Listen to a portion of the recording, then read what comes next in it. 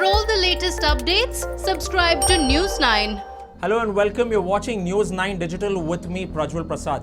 I will be telling you the story of the Coimbatore market, one of the largest vegetable markets. And if you are wondering where this particular market is, it is situated in Tamil Nadu in Chennai, and this market spans for 295 acres, having over 4,000 shops with 20,000 employees working on a day-to-day basis.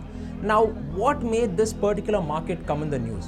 It has been identified as one of India's most emerging clusters for COVID-19 cases now.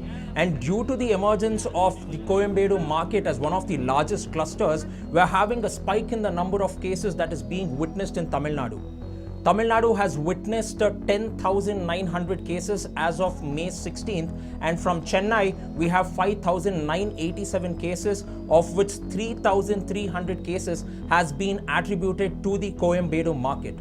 What actually went wrong in this particular market? Between lockdown 1 and lockdown 2, on an average basis, there would be anywhere between 40,000 to 50,000 people who would be there on any day visiting this market, apart from the 20,000 people who would be working. But between the periods of lockdown 1 and lockdown 2, the market saw around 2 lakh people visiting the market and indulged in panic buying.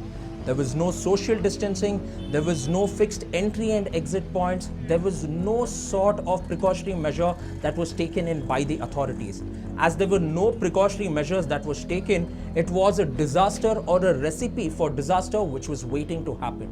And as more and more number of cases started coming in from the Coimbatore cluster, the authorities in Chennai did not know what to do. Finally, the state government did take stock of the situation, and there were 10 other task teams which was brought in to handle this entire situation. But the problem did not end only at Tamil Nadu. It also spread to its other South Indian states of Kerala, Karnataka, Andhra Pradesh as well as Telangana. Andhra Pradesh and Kerala were the worst affected, because in Andhra Pradesh 68 new cases from the Coimbatore cluster was reported, and from Kerala there was 33 cases reported. And Kerala, especially Wayanad, was considered to be a green zone for a period of 32 days, but this Coimbatore market ended its run of the green zone, and finally 17 new cases was reported from there.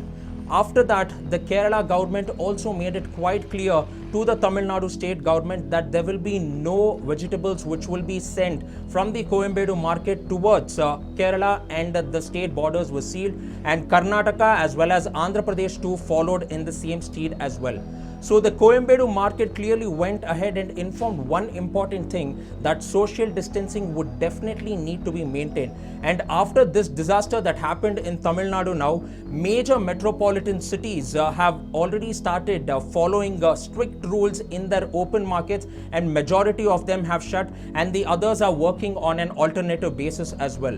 So this is very important lesson to be learnt as to what would have to be done to, and somewhere now the authorities, mainly from the union government, are looking at this and are making sure that they will somehow go ahead and flatten the curve, because even though the mortality rate in Tamil Nadu as of now is 0.98% that has been reported, because there are only 71 deaths that has been reported for over 10,000 positive cases that has come in.